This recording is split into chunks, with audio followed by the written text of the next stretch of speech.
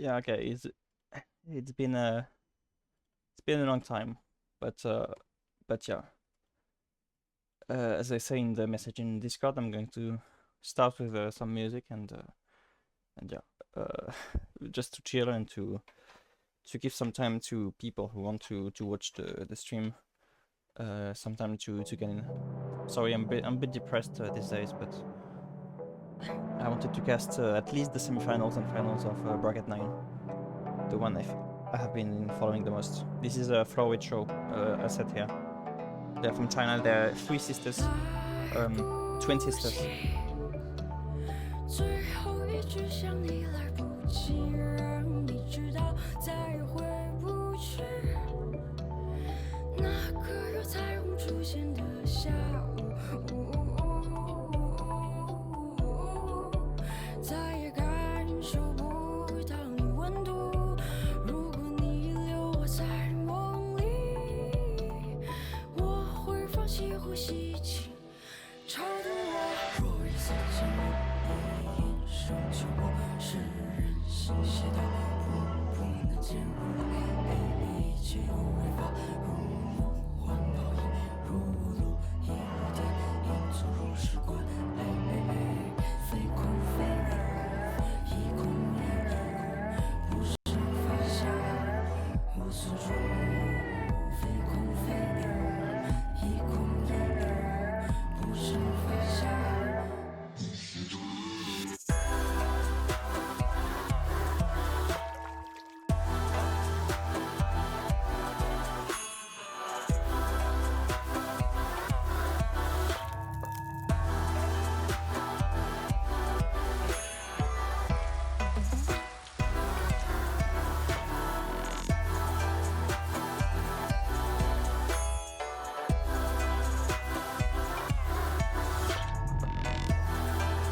Not exactly niche music, but close enough.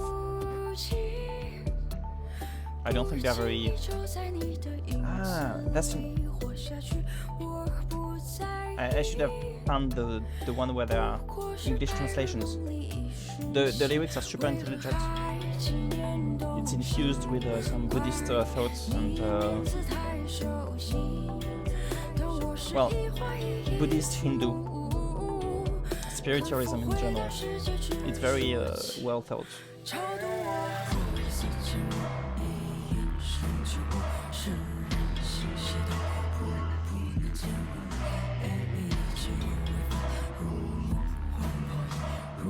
I think there are translations here.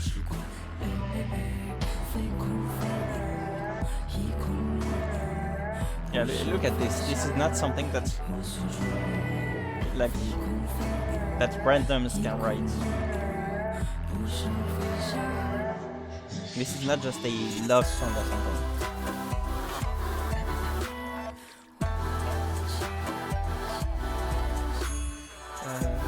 Yeah.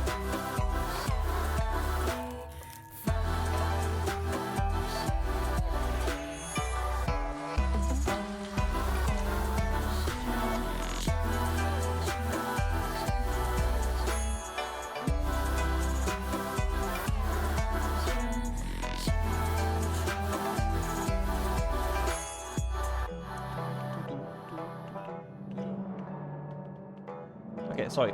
Anyway. Oops. Okay, that's the sieves. So, to talk about the players a bit. It's been a while I haven't casted anything. So to talk about the players a bit, I have casted a set from PrinceFinnik and a set from Dhruv. So from PrinceFinnik, it was the one against Princess Dizzy, which was a really great set. And from Dhruv, it was against Arthur. And in both cases, both these players are kind of like, they have good basic, good fundamentals. That's the thing that I would say about them. And so we're going to see who has the best ones still, basically. That's going to be what this match is about. Removing some things from my computer. So we're going to have one game on Golden Stream picked by Dhruv, and Golden Stream was indeed a map that Dhruv had played on and was good at.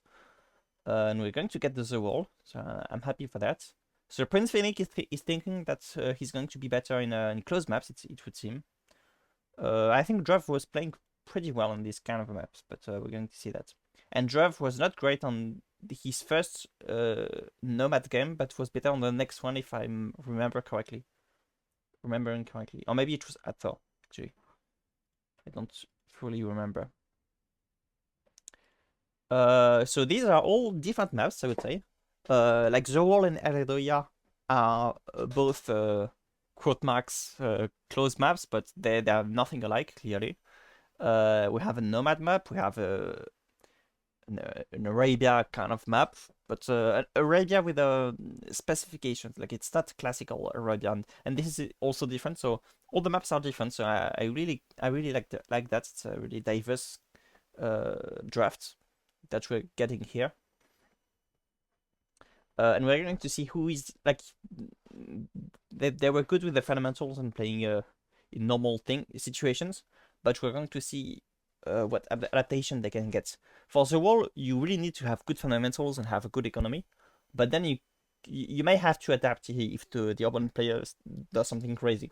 Maybe the opponent player is going to try and break in early Castle Age, for instance. Eredoya is very different. You have to adapt to the maps. You to some of them, for some of the maps you can play like normal, but like Nomad you can there's nothing normal about Nomad. And as for the saves, we're going to get the Kumans, so that's a strange pick, I would say, because the Kumans are obviously going to be busted on the wall. And like the Kumans, I think they're excellent on the wall, but they can also be quite good on Eredoya, I would say. And one thing that's that I said sometimes is that you rather want to give a homogeneous draft to your opponent, like similar sieves, so it makes it easier to prepare for to counter the sieves, and also it makes it so that the sieves are not adapted to adapt to. You can't adapt to the map and stuff like this. And someone said basically it's a similar thing. A similar idea was said by one of the pro players, I think it was Dot, who said that he wanted to pick maps for one map, so he would be prepared for this map. He would sacrifice it, but the other maps he would be better at.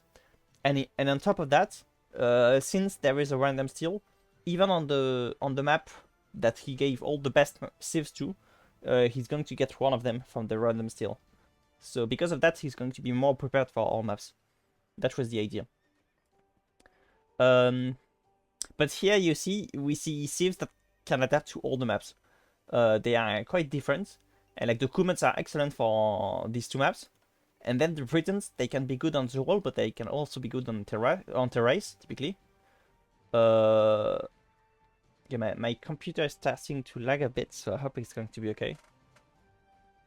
And the Berbers are going to be good in open maps. So yeah.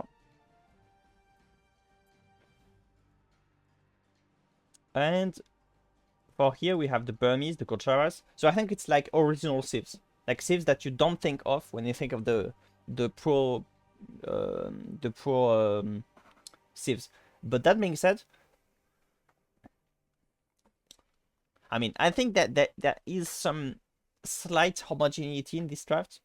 It's not huge, but typically you don't see any sieves that's going to be excellent on closed maps. So I think this draft is good.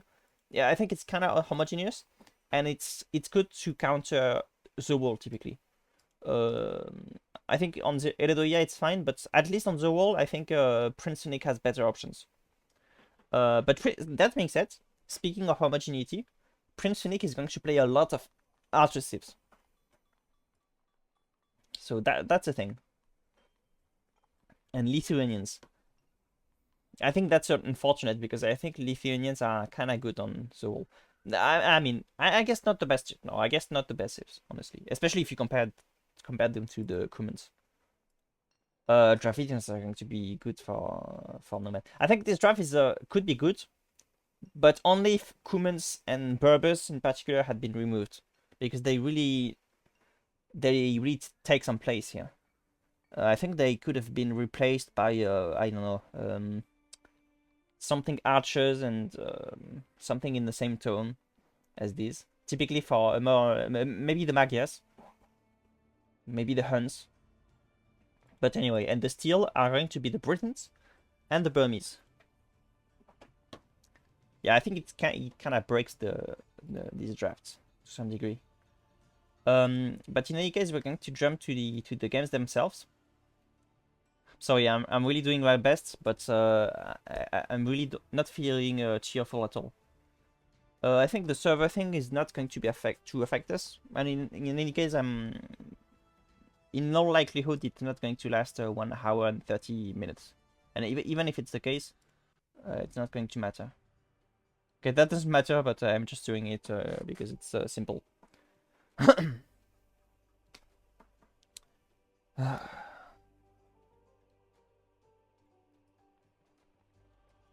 Yeah, I'm not feeling that much like casting and stuff like this, but I really wanted to cast at least bracket 9.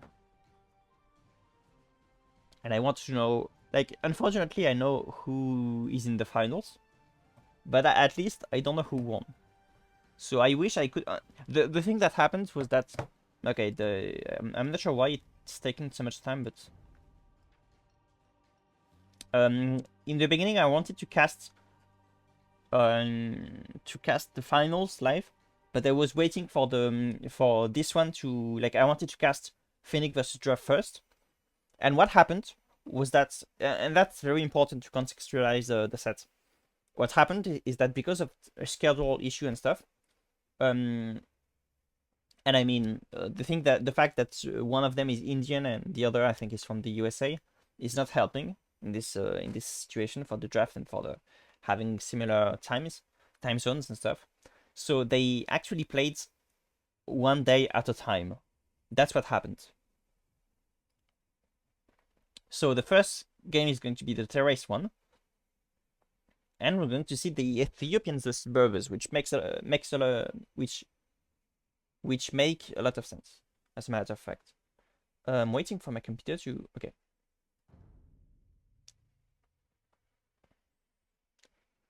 I think I would prefer the Berbers here, but it's going to be a matter of timing. Like, is Dhruv going to be able to mass a solid amount of archers first, or is Finnik going to rush him down and to be faster and stuff? In terms of chat, I don't have high expectations from Dhruv because I don't remember anything from him.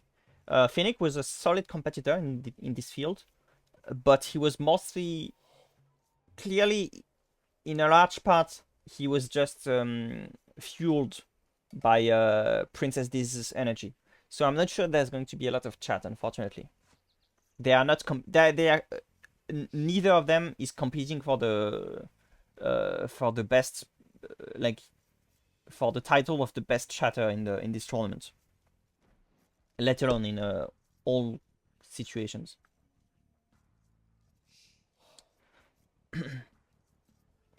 Maybe we can get more of that on the Shmamenkor set, which I'm not going to cast today. It's already a bit late. I'm going to cast it maybe tomorrow. We're gonna see. I just need the energy, but that lumber camp is very far, but I think at least it can be walled. It's not going to be too difficult to wall it, probably. So it's good in this sense. Like, you can do something like like this. It's going to take some wood to make that, but... Or maybe you can just do comme ça. Like this, I mean. With a gate. But then you have to do another one for when you want to use this one. Okay, good job. No! That's unfortunate.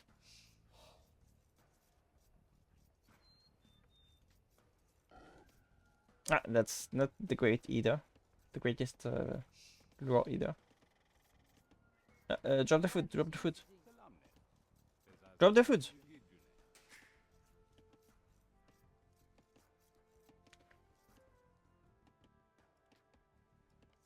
I think neither of them is going to expect that the. I mean, from PrinceFinnik perspective, I think he's going to expect that his opponent is here. But Dhruv is more centered, so I think from Dhruv perspective, I would expect my opponent to be here. He might get surprised to see that his opponent is rather here. Okay, you have a problem with the production villager, Dhruv. That's one issue when you have like when you're doing the ball, sometimes this happens. If you don't have enough margin, basically.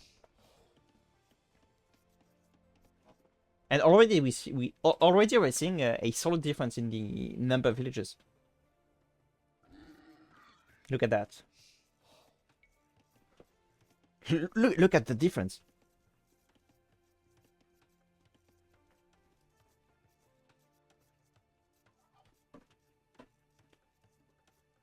Yeah, very solid start from PrinceFinnik. I'm not a fan of. Ah, okay, it was a deer. Oh yeah, the great start. Is this the first ball or the second ball? I think it's the second ball.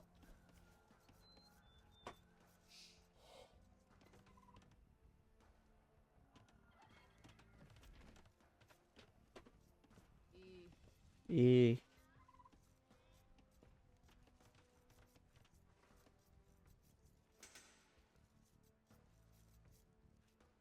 No, don't do that.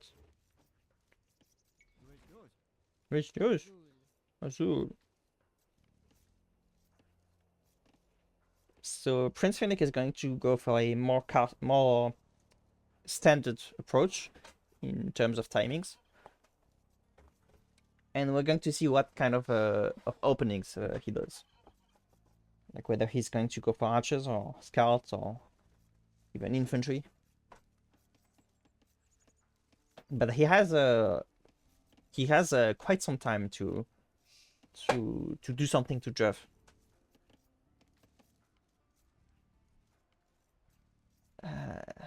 It's just that I think it would be better to send the scout further, because that's going to be too slow. It's going to take some time from for Finnick to find his opponents. And also you'd want to. Okay. I was going to say you'd want more villagers on wood to get enough for the barracks, but actually the barracks was getting made here. And he's going to be able to produce a stable or archery. Well, I mean, it's going to be clearly a stable. There's no gold mining, so.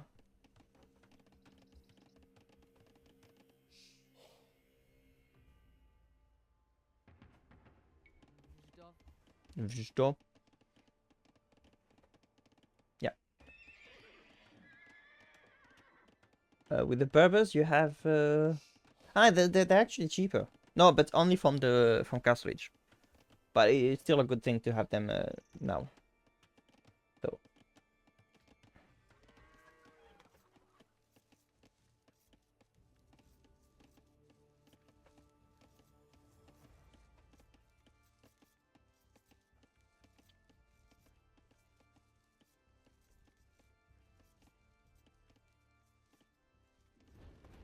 What? For the. You can actually just place it just next to it. But I'm not convinced by it, because I think it's just like 200 foot. So you're exchanging 100 wood for 200 wood, and the 200 foot is not immediate. So it's like a questionable trade, basically. Well, it would be better if the deer could be pushed. In this case, it would be better. And the mining camp is way too far. Like I'm seeing a lot of mistakes from Dhruv, honestly. Obviously, the biggest one was the problem in the production of villager, but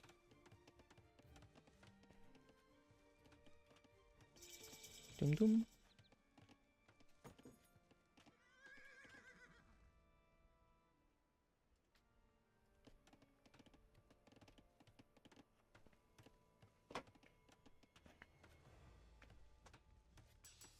The beginning from Finnik is flawless.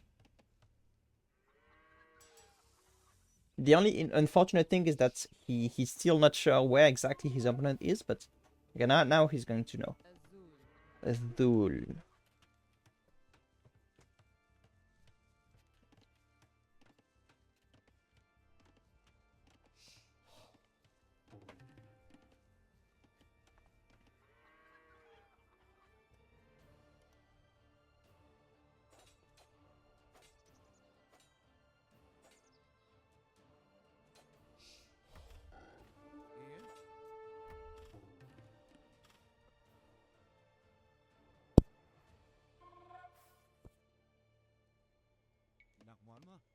Noch one more.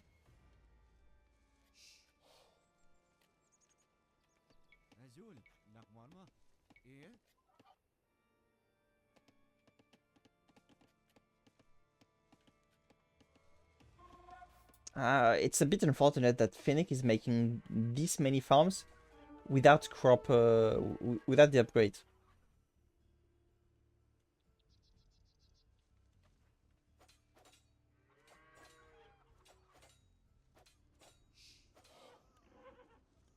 They're just going though. Probably waiting for the upgrades.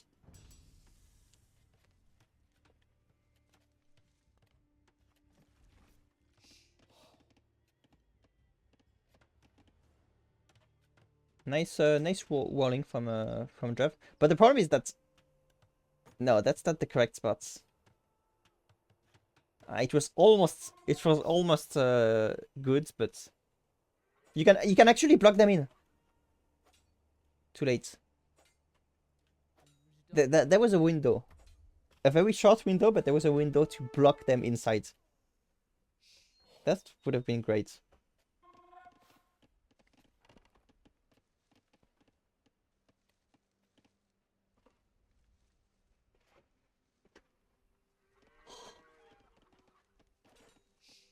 Nice snipe.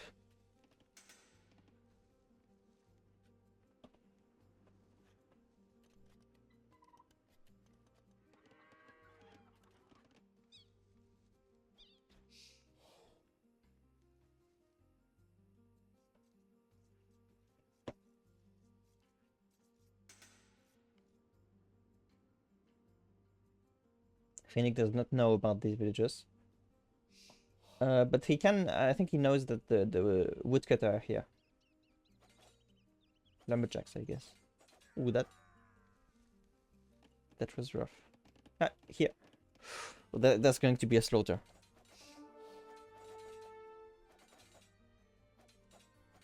Well, there are a few pikes now, so could be worse. I'm not sure actually he killed a single villager, though. I think he should have insisted a bit to. I'm not sure. And archers are coming meanwhile for Dhruv.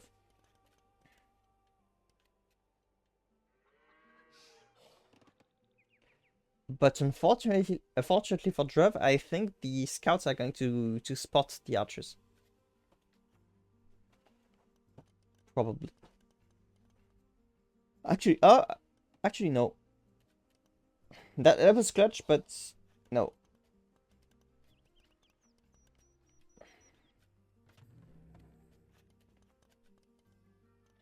But they're standing here, so they're going to be able to rush to the rescue of the villagers very quickly. I'm not convinced by the idea of going archers here.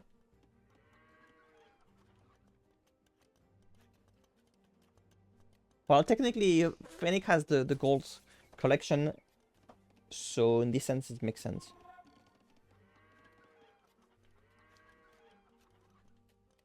And there is a castle click from Finnick.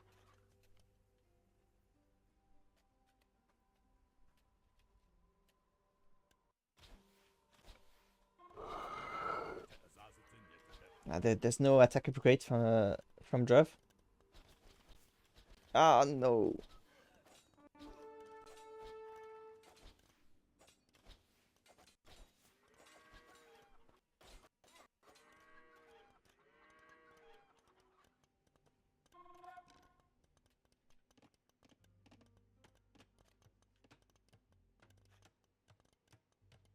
This would have been way easier if the mining camp had been placed just next to the gold instead of like 2 tiles away.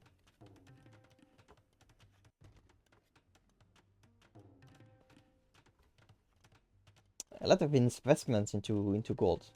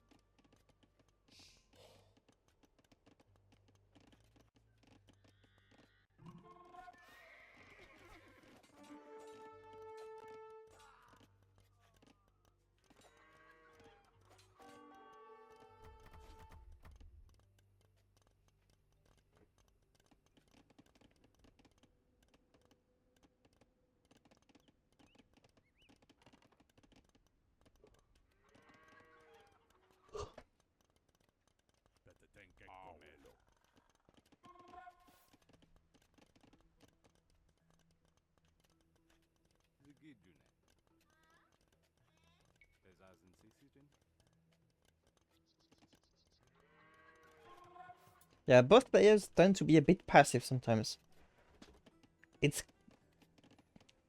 even more so the case of Dhruv, but even from Finnik, I think like he really has the army to keep pressuring Dhruv.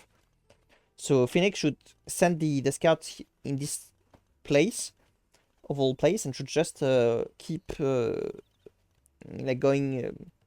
Like typically he can just use some rally points and tell them with shift go here like this, and then he can just look at his economy, and the scouts are going to be messing around with Dhruv, and at any times he can ask the scout to attack the villages, so Dhruv can never be safe.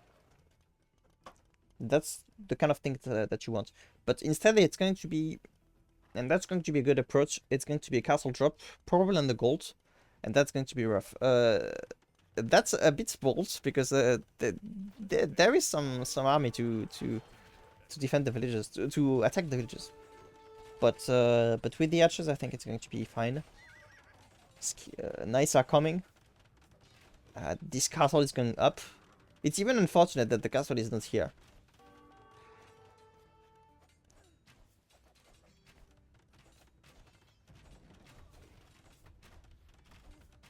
All the houses are going to get to be down. The archery range will go down after. That's a slaughter.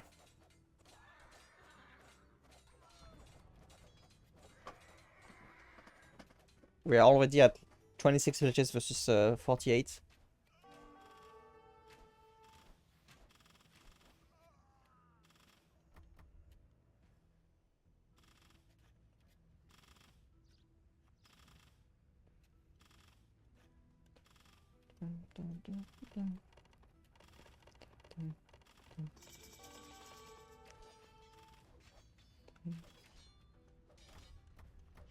Dhruv has enough for a castle of his own, but okay, it's going to be disputing versus the castle. This castle looks magnificent. I think it's the first time I see it. And I think these towers, they really evoke me of the architecture in the Maghreb. So it works really well. This evokes me a bit of I think it evokes me of Turkey, typically.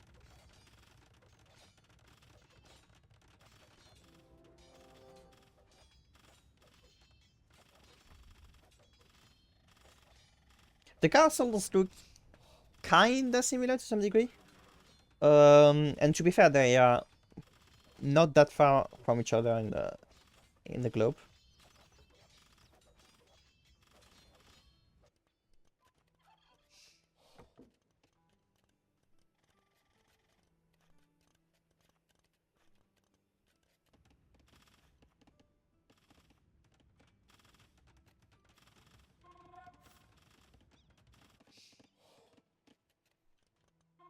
Although for some reasons, it seems that the architecture from the Berbers is different. Is that the African one?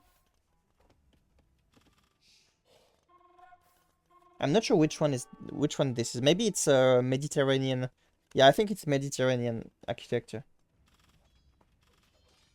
But if you look at that, that doesn't look like just uh yeah, I don't know.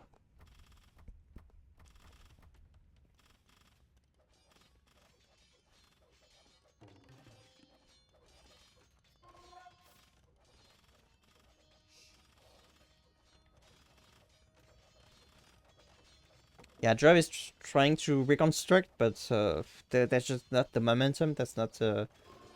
He doesn't have enough villagers. He only has one TC. He's not going to be able to make it realistically.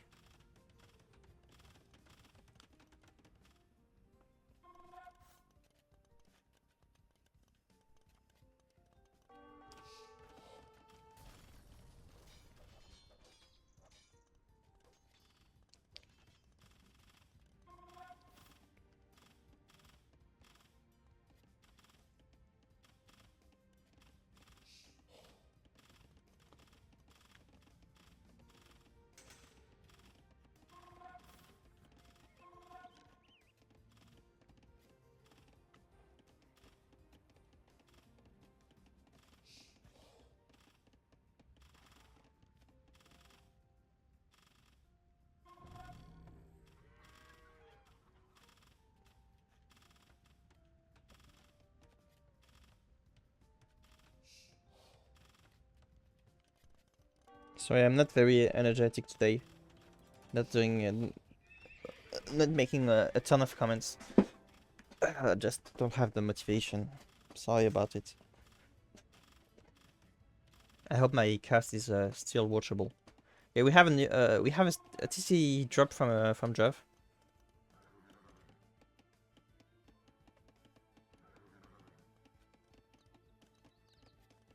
So that's going to help, but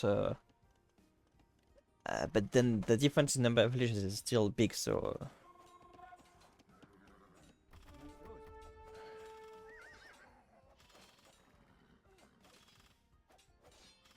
And Finnik is going to imp. Yeah, once Finnik reaches imp, I think it's game over. My computer is lagging a bit. Sorry. Ah, big lag.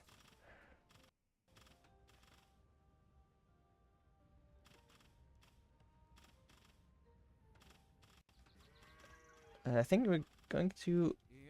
Oh, no, sorry, it's Finnik.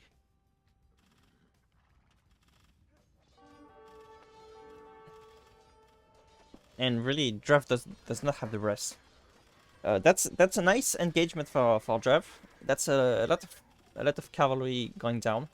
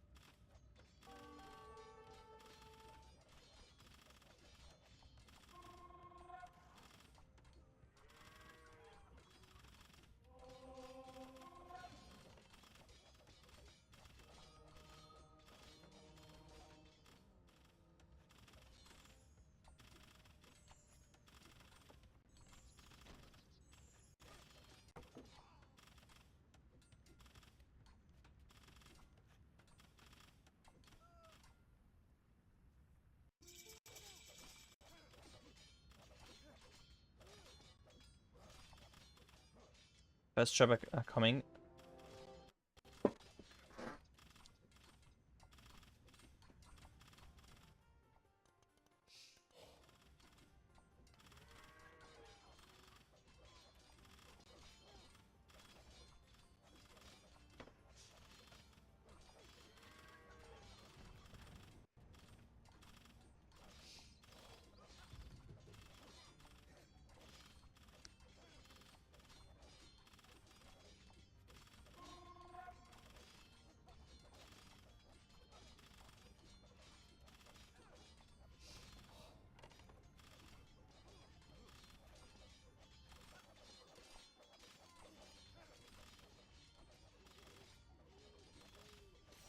good reflex to get the important upgrades.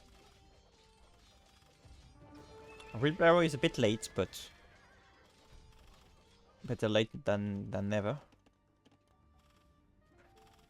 Ah, and the GG is called. Yeah, makes sense.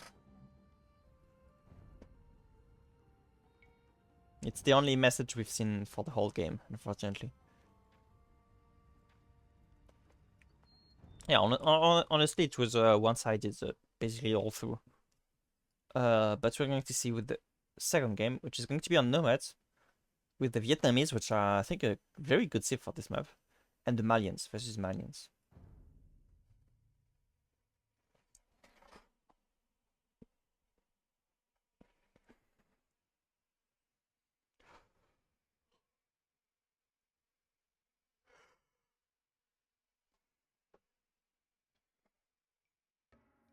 It's kind of similar matchups from the first one, with an archer sieve versus a sieve with a cavalry and infantry.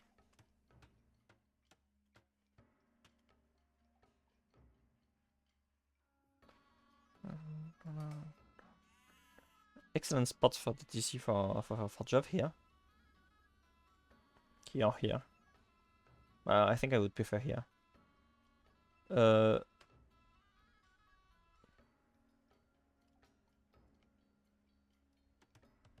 Yeah, that's a nice one. It's a bit unfortunate that the houses are blocking the future farms, but I think this one was better because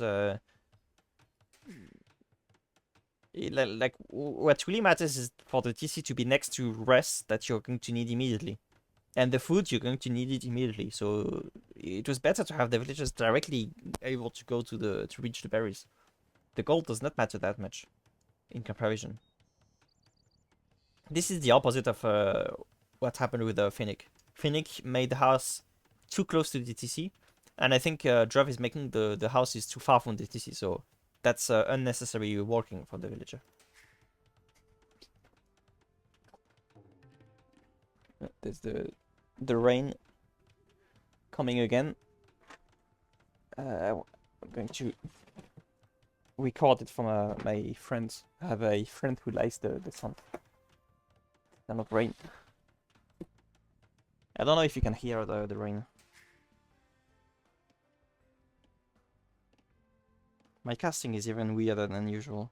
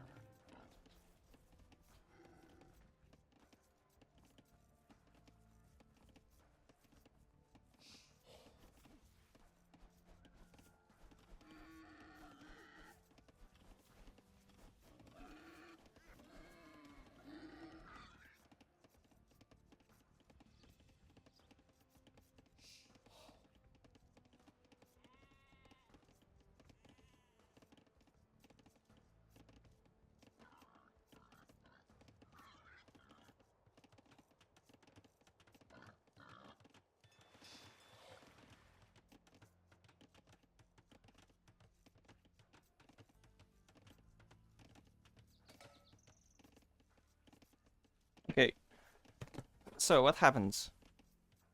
Not much. I'm going to accelerate a bit.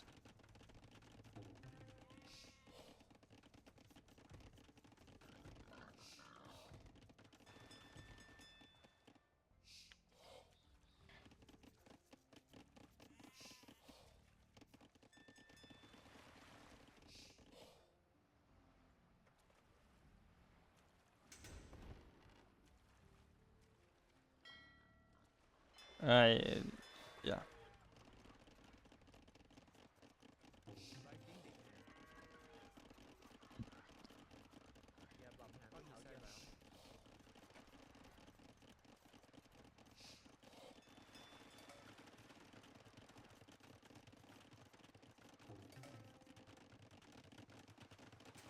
You want to take the ball, Dhruv.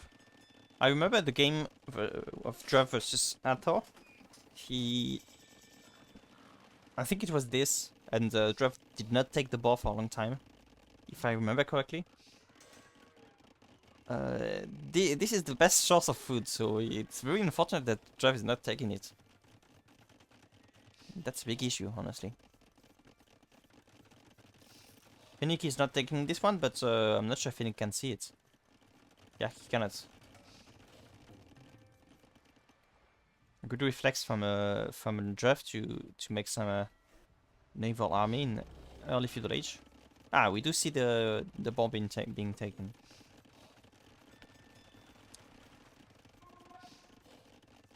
And we're going to get a castle click, not too short a time. Too long a time, I mean.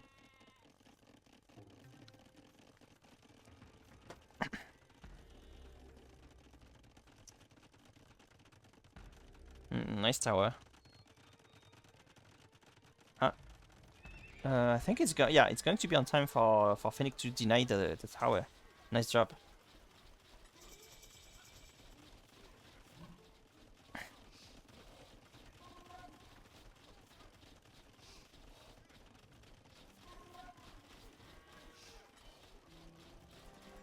That's a bold attempt by Dhruv. Well, with the knights it's fine. With the knights it's fine.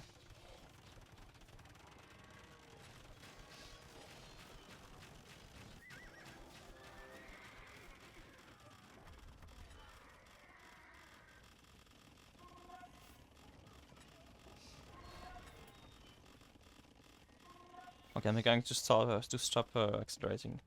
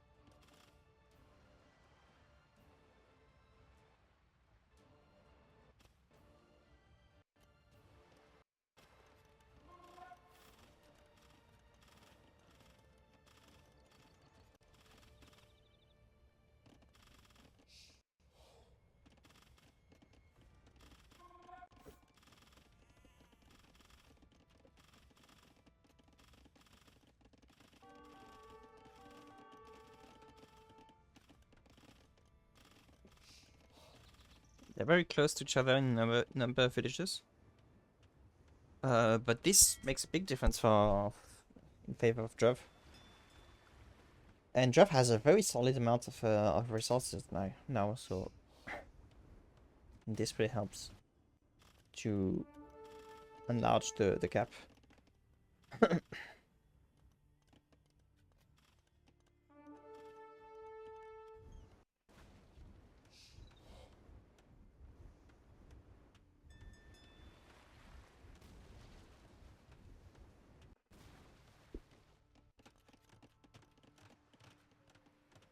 Nice TC spot.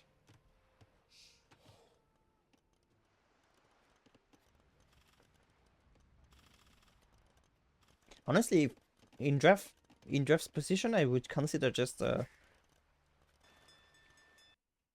like not spending too much and just preparing for Imperial Age. Because he's not too far off. He can, I think he can even sell some food and wood, and he can just click Imperial Age. That would be an option.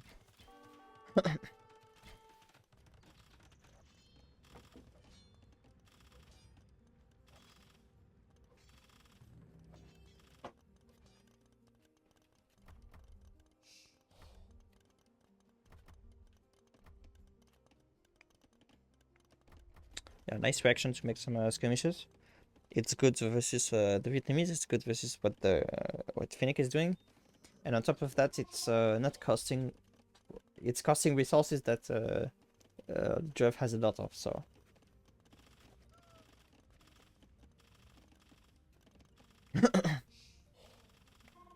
But you can click actually, Drev.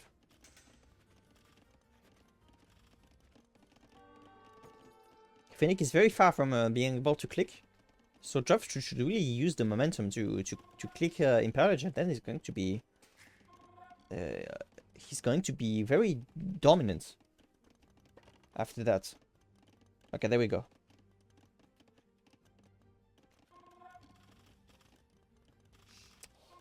It's really nice to see some villagers go and repair the castle, because the castle is already at only half the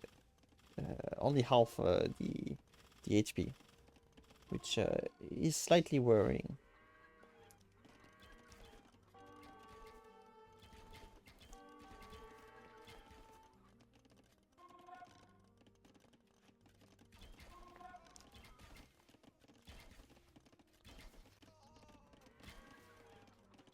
Remember to get ballistics. So Finnick has ballistics, which is very crucial. It's slightly less crucial for Drev, but it's still very important, because with this number of skirmishes, it's going to matter.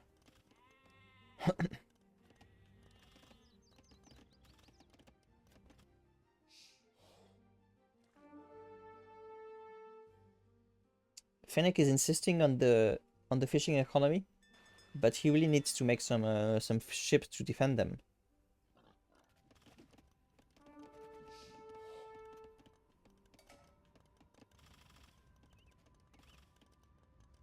Drev, you really need to repair the castle. This castle is going to be the one making trebuchet for you. Okay, there we go.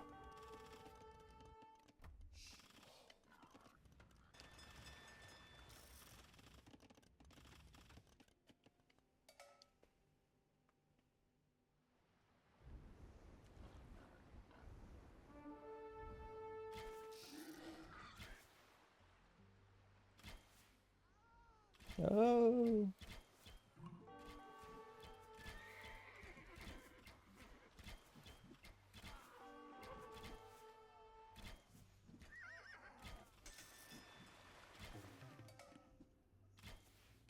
Good micro from Finnick.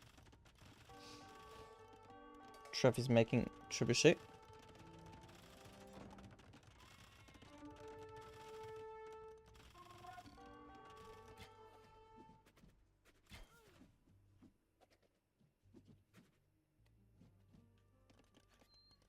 Drev still doesn't have ballistics, which is a problem.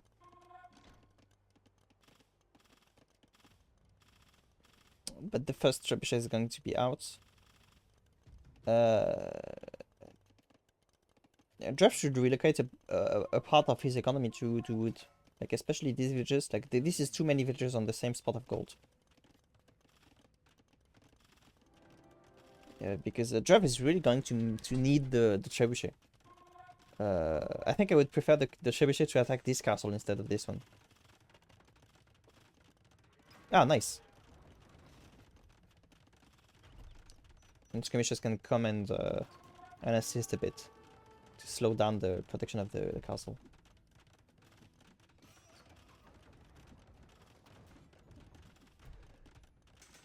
Honestly, you need to pull back already.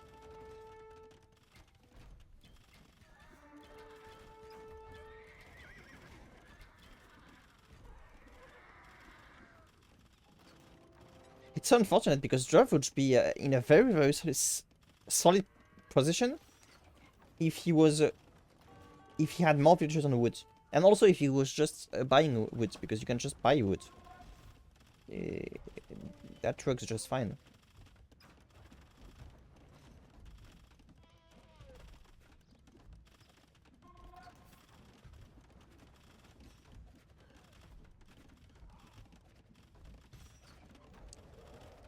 That was so clutch. But just buy wood and make more trebuchet.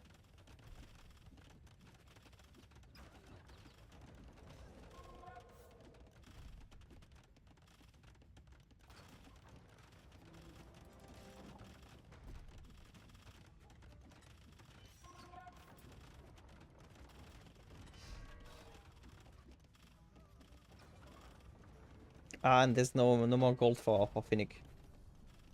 Stone, I mean stone.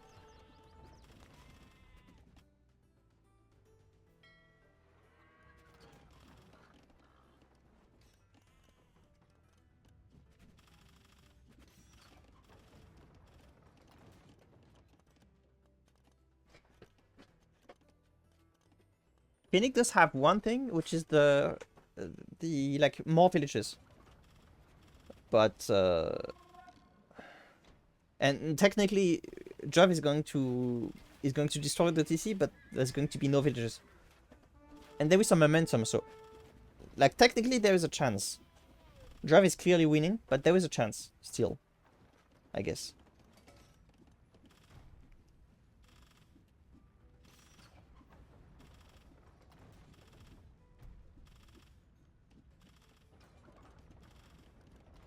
One thing that really doesn't help Dhruv is the fact that he's not making more trebuchet. Is the fact that he's not buying the wood. That's the one big issue from Dhruv. It's a very simple thing, honestly.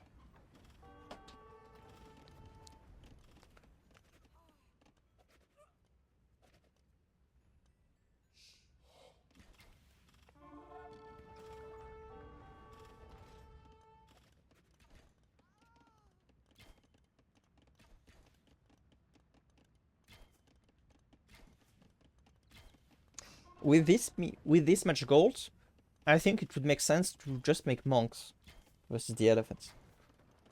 No need to do anything complicated. Just make monks. They are, since you have so much gold, it's like they don't cost that much in the end.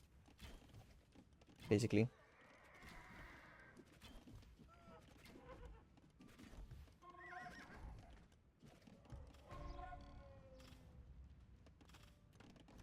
Okay, we have a monastery.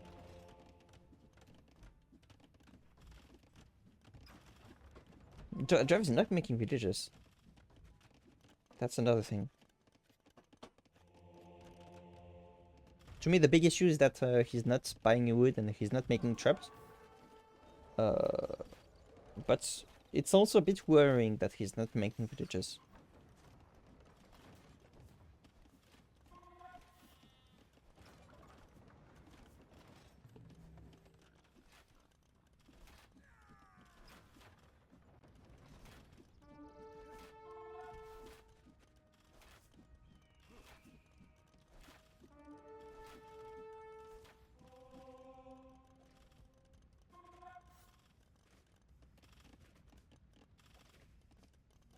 Trap is going in the weird direction. Like, I would just go for the trap. For the TC.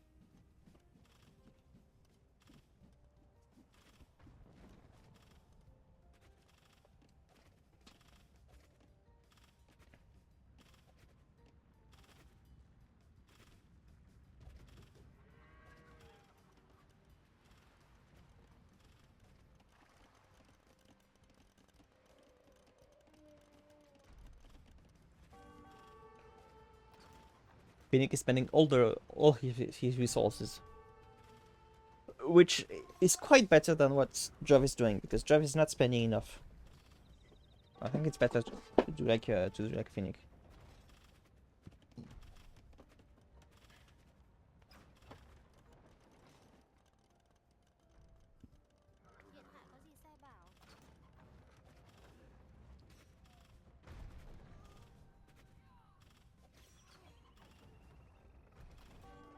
These beasts, they can destroy your economy very fast. If you don't pay enough attention, they just slaughter all your villages. Like you pay attention to your economy 30 seconds too late, and you lost 30 villages, just like that. Just in a snap of fingers. They're such a pain. No, I think they should keep attacking.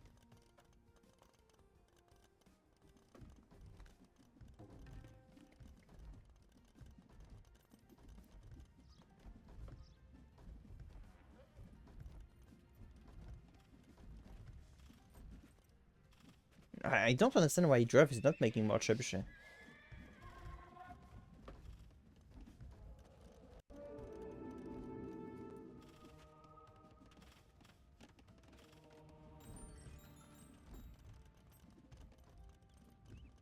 But honestly,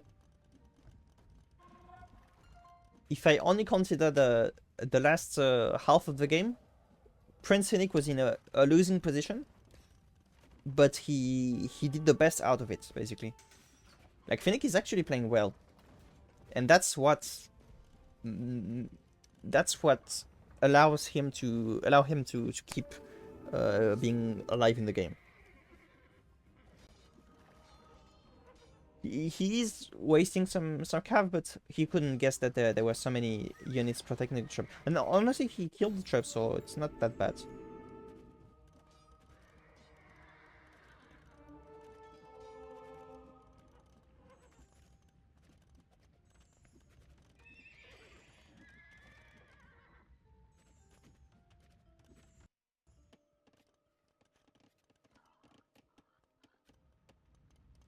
He also has the control. Finnick also has the control over the whole sea, which is something though. If Finnick could just make 2 docks here, he could get a lot of food in the next 10 minutes.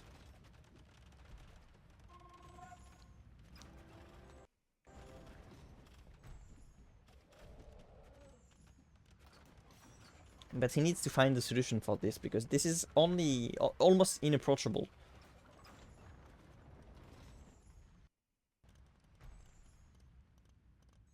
So it's going to be difficult to reach the trap and to do anything about them.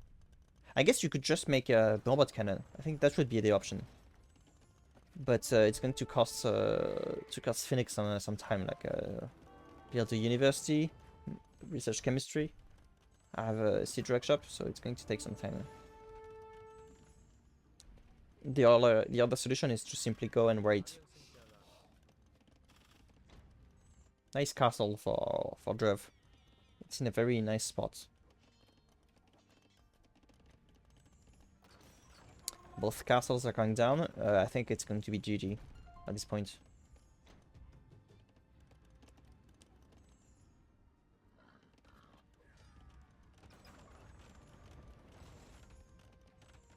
Unless these traps... no, and they're coming too. No.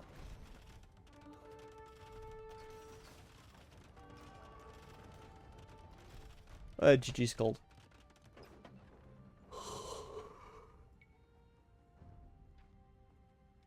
Very close game.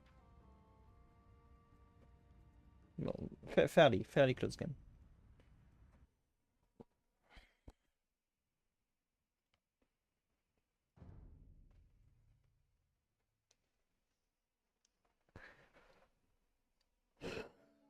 The golden stream is going to be between the Burmese and the Britons. I think I like the Britons in this map.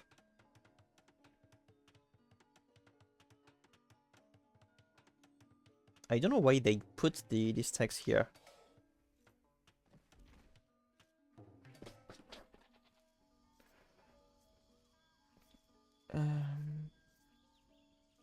This one is stupid. I think I've mentioned this before, but like they lack a word. I have no idea who gets the benefit of attack here. I guess it's the cavalry, but it's not mentioned. They forgot a word, and then the bonus makes no sense.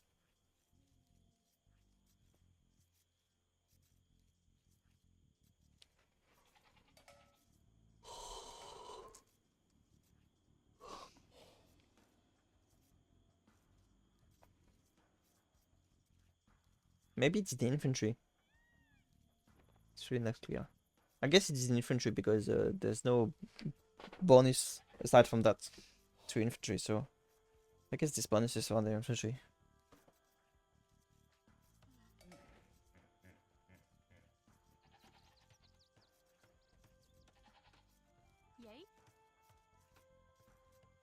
Quite an early lure for Drev. But it says it's late to the ball. So it's a bit late. In this situation, you don't want the villager to be sent to the boar to waste less food from the boar. You don't need to send the next ones to llama camp.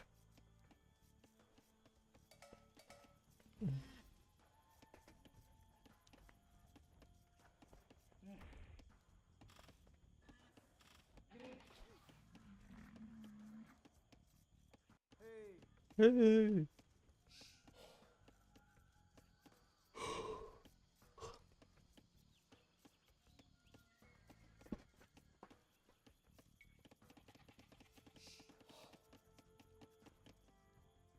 I like the Britons because they're going to be interesting to protect the area, and they're really going to benefit from the extra goals to make even more archers. But I guess maybe with a good mass of elephants, a good mass of Burmese elephants, maybe you can do something. So maybe you shouldn't discard the elephants here.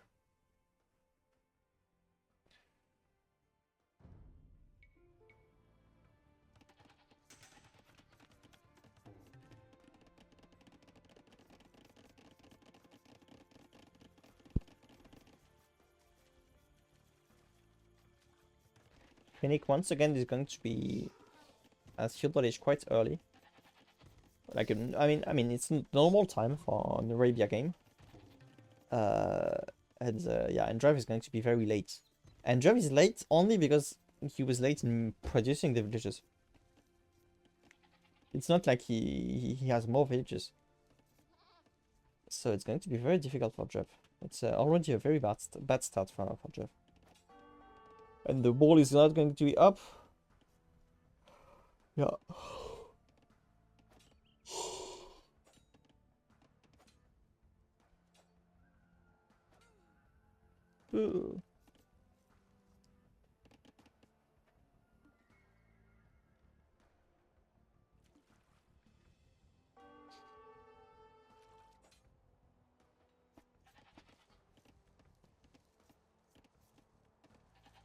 That's not the first time that we see Drev making a camp far from the resources. That's something he's used to. It's a habit that hopefully he'll lose at some point, and that's already a great control of the area for PrinceFinnik, asserting his noblesse privilege.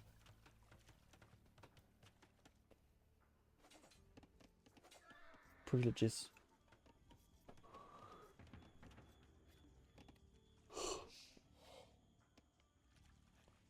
And for some reason, PrinceFinnik decides to go for cavalry instead of archers in the beginning. I mean, why not, honestly? Because you can transition later to the archers. But he's not producing the cavalry, though. So he has the stable, but he's not using it. I'm not really convinced by this play. He also forgot to make a camp. That's very unfortunate. Okay, sorry, my bad. Here are the scouts. He was just too fast for me.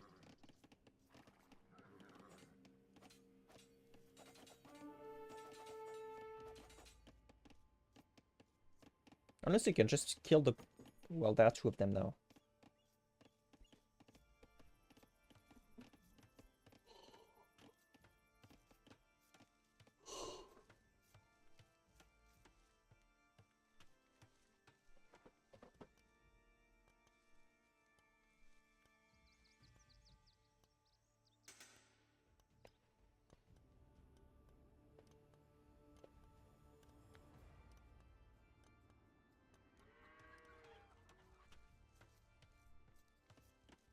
I'm not a fan of the location of this market because it's barely helping for the wall, and it's taking a lot of place for farms and for lumber camp.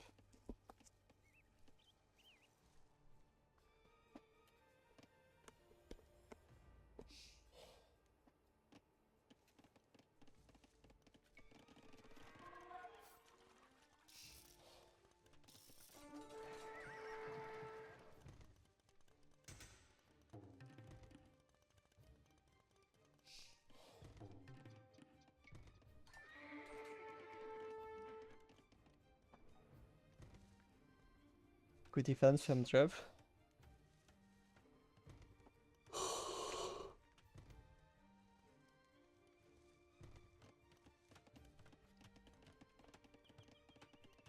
Once again, we see the palisade not being... I guess that's what happens when you destroy one. I guess it's simple as that. And that's a very interesting approach by... I think PrinceFinnik is preventing Dhruv from building a castle. I think that's the idea. But it's very special, or even a TC. I like the idea. You're forgetting this one though.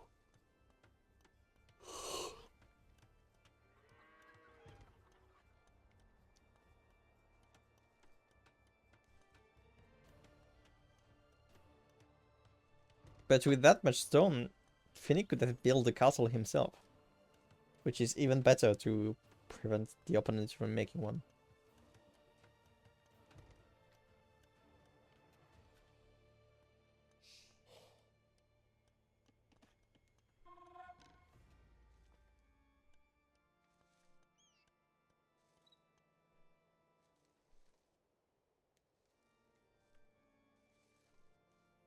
These witches are very fit now. They walk every day, a very long distance to get to their workplace.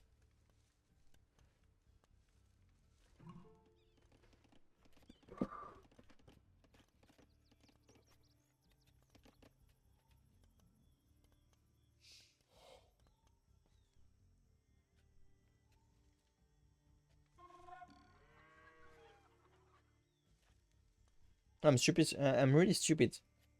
Earlier, I said I was surprised that Finnick was going for cavalry first, and maybe he was transitioning to archers later. But Finnick is the one with the Burmese, not the Britons. I was mixing them up.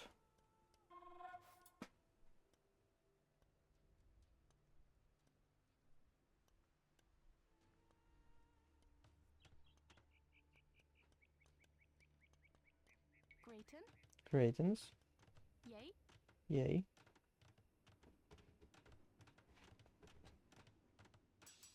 Maybe they're waiting to make a... okay. But what is that? Okay, all that for nothing? Okay, that's what I said. The making a castle yourself is the best defense. I think that was a waste of resources, honestly. Like 2, 4, 6, 30 of stone. It's not huge, but still. I don't see any reason to to delete these ones. They're not standing in the like. Actually, none of them was standing in the position of the castle. Maybe there was one. There was one here.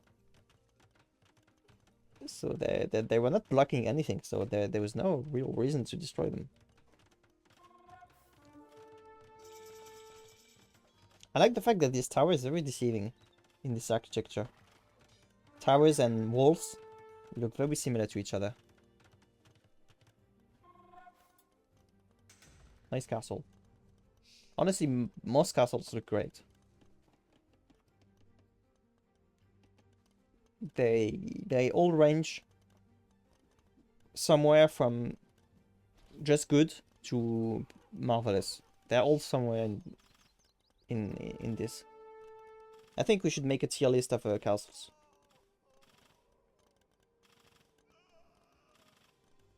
All dead.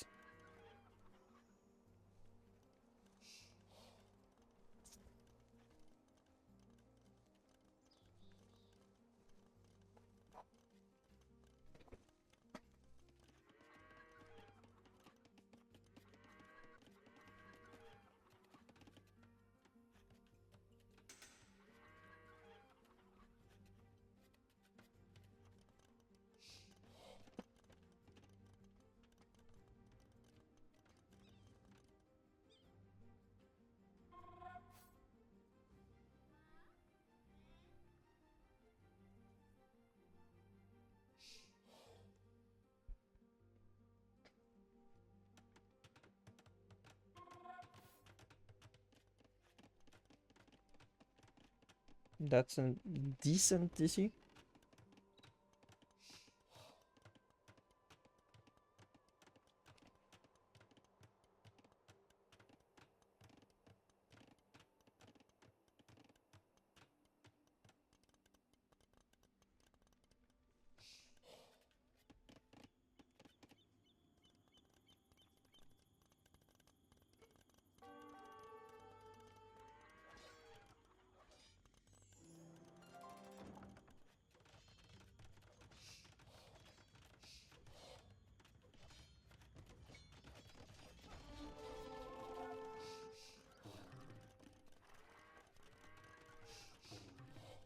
I'm kind of triggered by the fact that the base is basically open. Okay, now it's not going to be open anymore, but there was a DC, but that's not a huge deal. If you have like 5 knights, they're going to pass close to the DC, and it's going to cost maybe 50 HP. It's not a big deal. And it costs some. If the DC shoots, it means that the villages are not working, so it's not even that bad.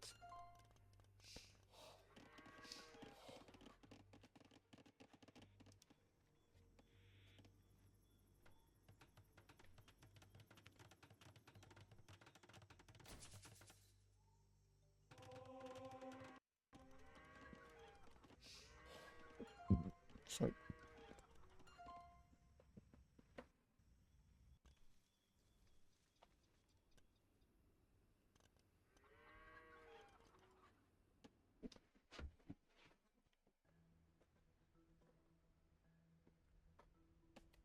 Okay, my computer is lagging a lot. Sorry.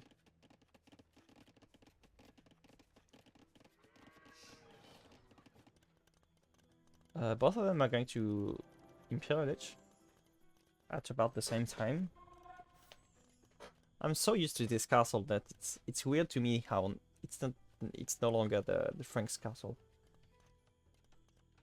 I kinda see it as Frank still, somehow. It's the old castle, but it looks so great.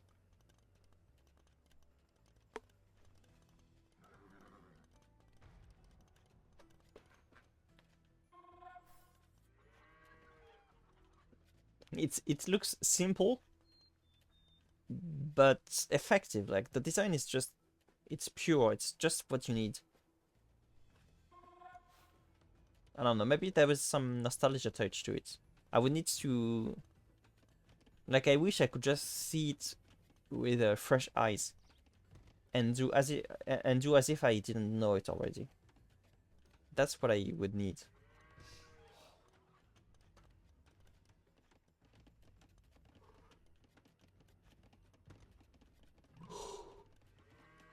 Oh, interesting.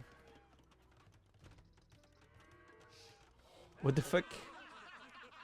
That's the first chat we got. I guess I would call that. I can't really call that a. At best, this is books, but I think I would call this a good move, like the check mark. So it means it's just good, not bad, not more than that. I guess it's just good moves. Good moves.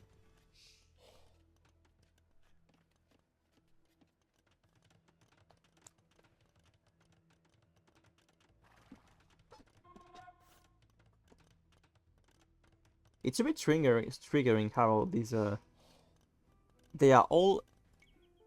I think it's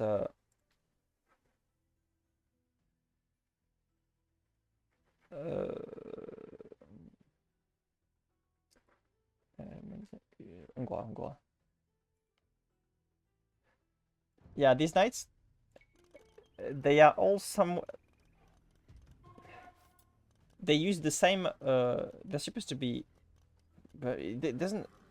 The shape of the shape of the shield is like the Byzantines or a Theodosius, and then the inside is like the Magyars. Well, it's a mix. It's a mix. But at this point, Finnick has so much gold from the relics, from the gold here. it's going to be very difficult for Draft to dispute anything. It's a bit unfortunate that the monastery is barely protected. Like, Finnick does not fully realize that this is the one winning condition. I really wish that it was going to come down to this. Well, I guess the walls are the first thing, but you need walls here. I hope it's going to come soon enough.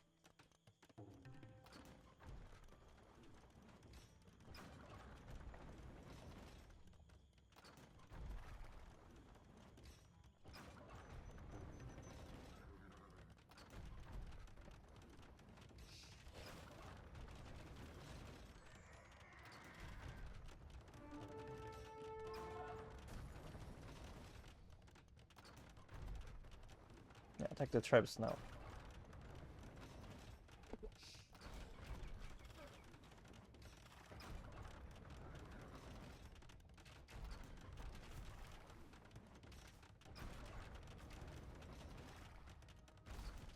Good job.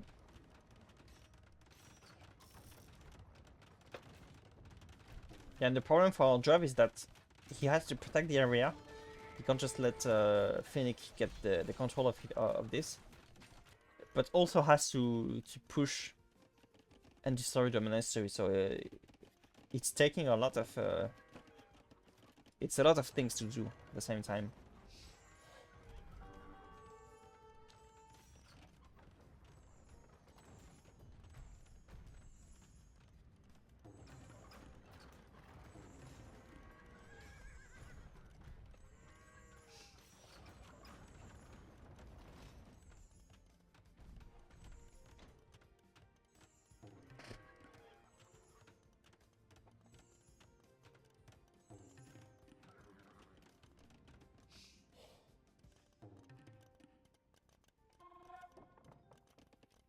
I think Driver is feeling powerless now.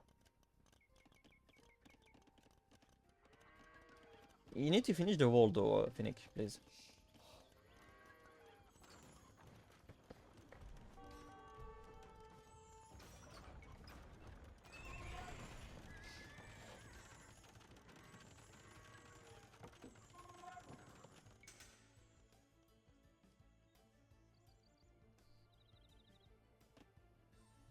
Yeah, the cavalries are going to be enough to clean all this, and after that it's going to be finished.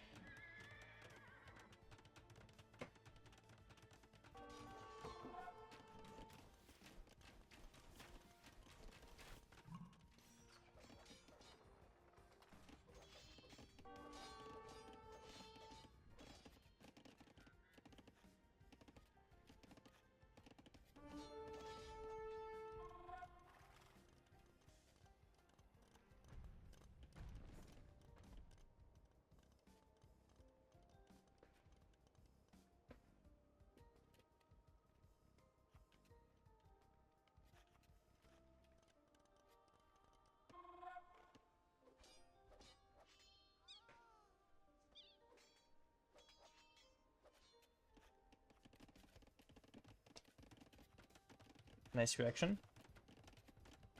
You need one here. Come on.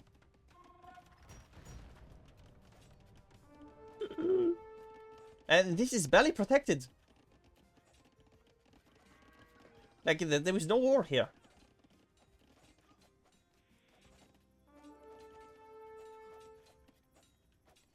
Make houses, do something. I think the monastery is going down. It's going to be clutch, but I think the monastery is going down.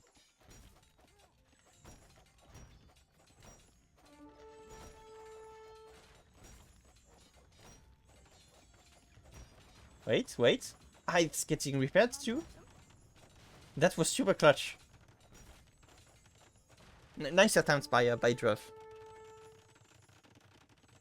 That's the reason why you had to make more protections for the monastery. Yeah, now it's going to be GG, I think.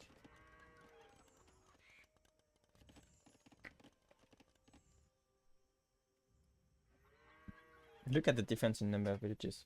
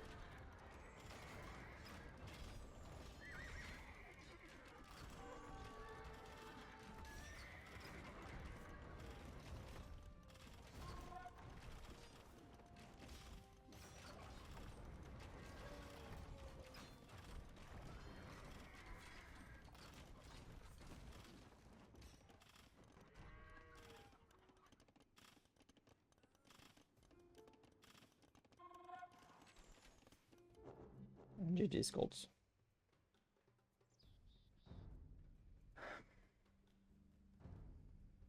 And it's just GG. That's a bit disappointing. Honestly, I wish Druv could have just waited a bit, because I prefer for it to come down to the relics.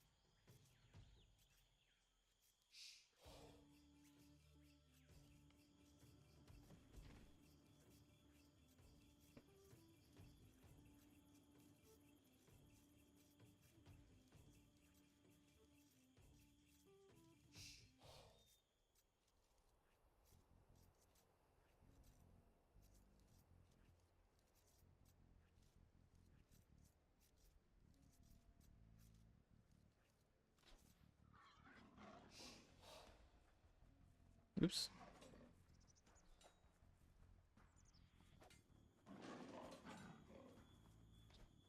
That's a weird situation.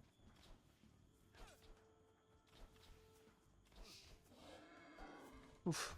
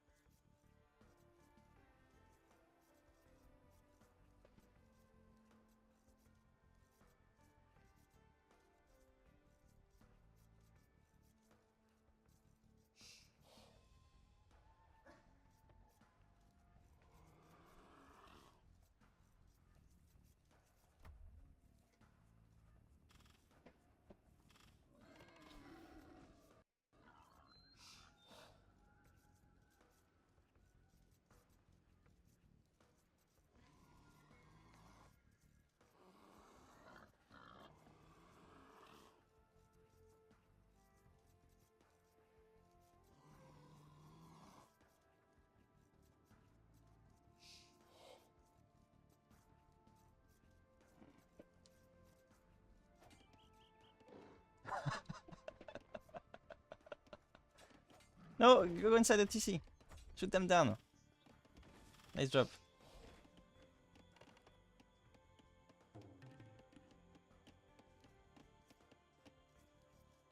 Draft be struggling.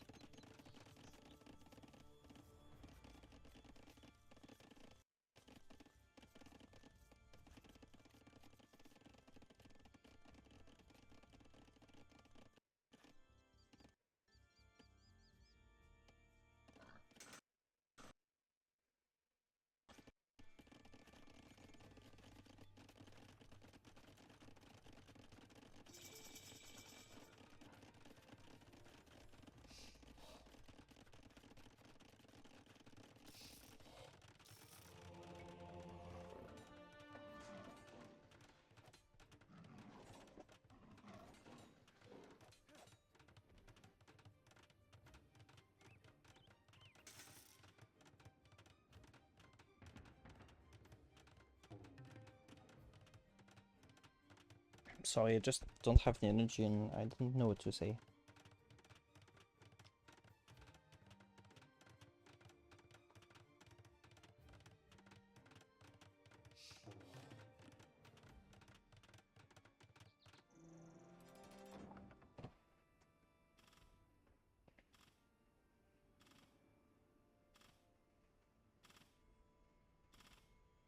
I'm going to be totally honest. Since I'm not well, not feeling so well and stuff. To some degree, I kind of hope that PrinceFinnik just takes this one and wins the set.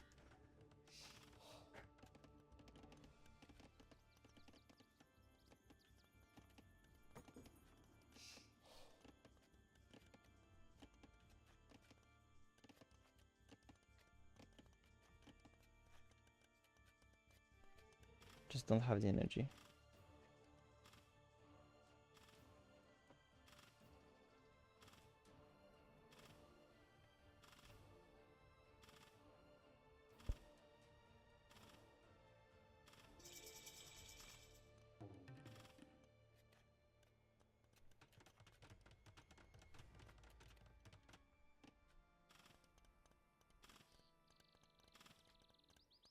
I don't really know why PrinceFinnik is not making units, because now it's open, so PrinceFinnik can just produce something and just raid Dhruv. It's he should really use the window of opportunity. Kind of a miss. But he's going to get the relics though. That's a big thing. And then he can just close back the he can just close back the gates and it's going to be game over.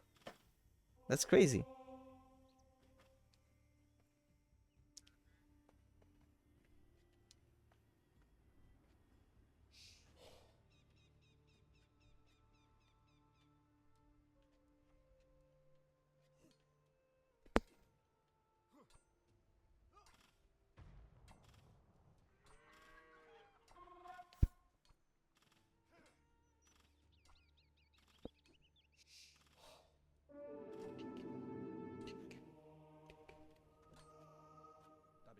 Tabish.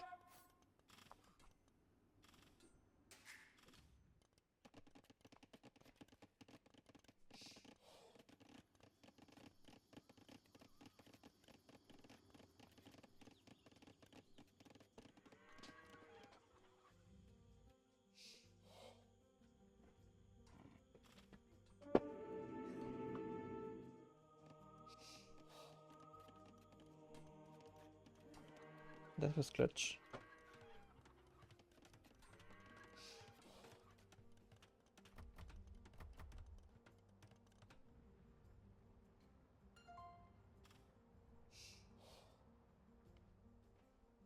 PrinceFinnik does know where the relic is.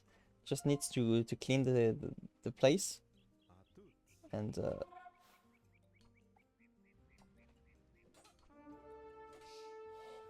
yeah, okay, it's fine.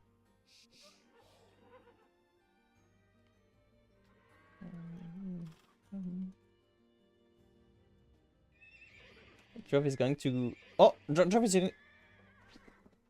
No, I think PrinceFinnik arrives first. Well, especially if the units to kill the monks anyway. Come on, man.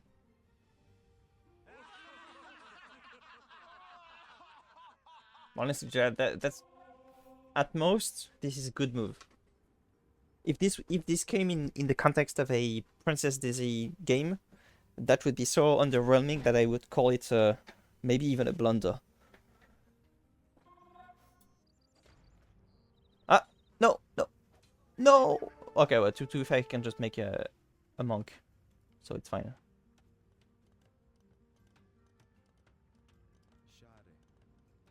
Why is he not just putting them inside the monastery? What's the point? It's because of the element of surprise?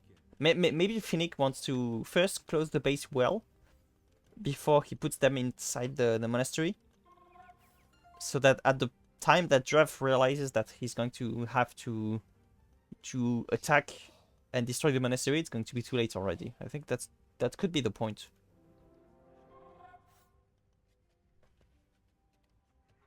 And yeah, the big issue with this castle is that this is not going to be what matters.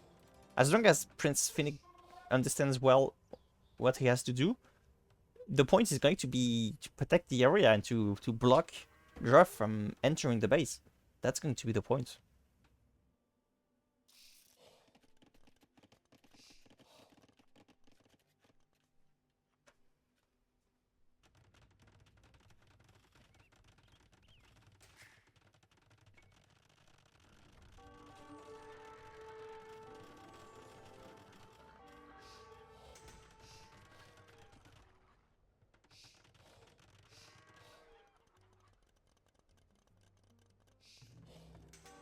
You need to close PrinceFinnik. You need to make a gate here, and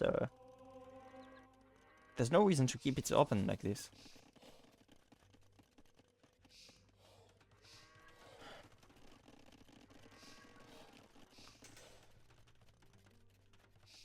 Yeah, that works as well, but I think it's better to have double protection. You would want this to be a nice to be well walled, and this to be well walled as well.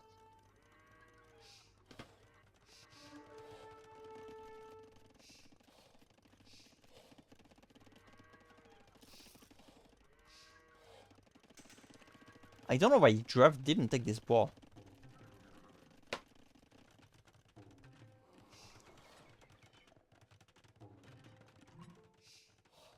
Ooh, Imperial Age as well.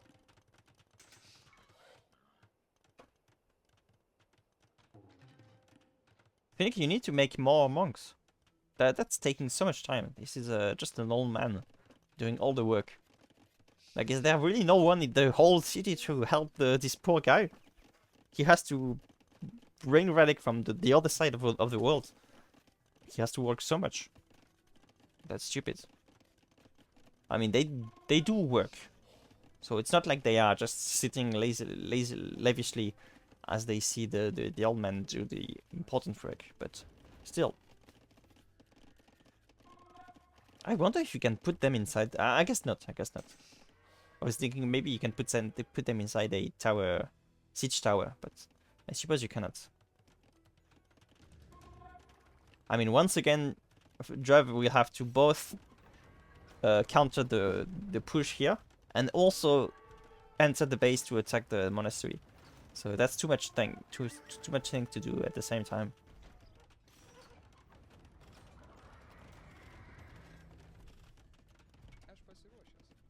I mean, I guess maybe Dhruv doesn't have the spirit anymore. A bit like me with the casting. Maybe Dhruv is feeling as powerless and motivationless as I'm feeling right now. The next one. Where's the monk? Where's the monk?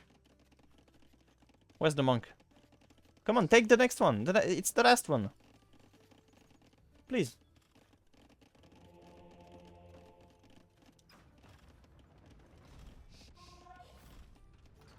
Unfortunately, the game...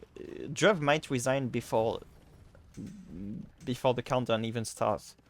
That would be quite underwhelming.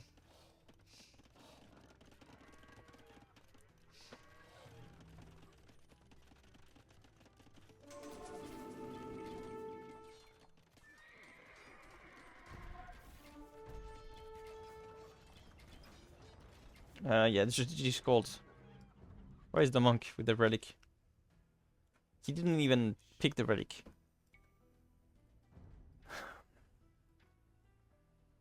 Yeah.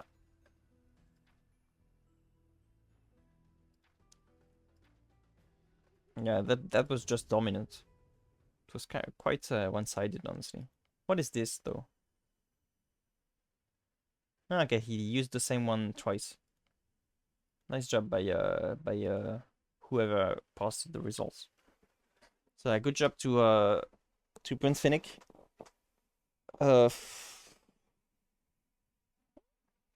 If I have the energy and the motivation, I can cast the other semifinals and then I can cast the finals. Otherwise, maybe I can just cast the finals itself. I'm going to see what I'm feeling motivated for. I don't know. I'm not feeling super well these days. But yeah, GG to PrinceFinnik and good game.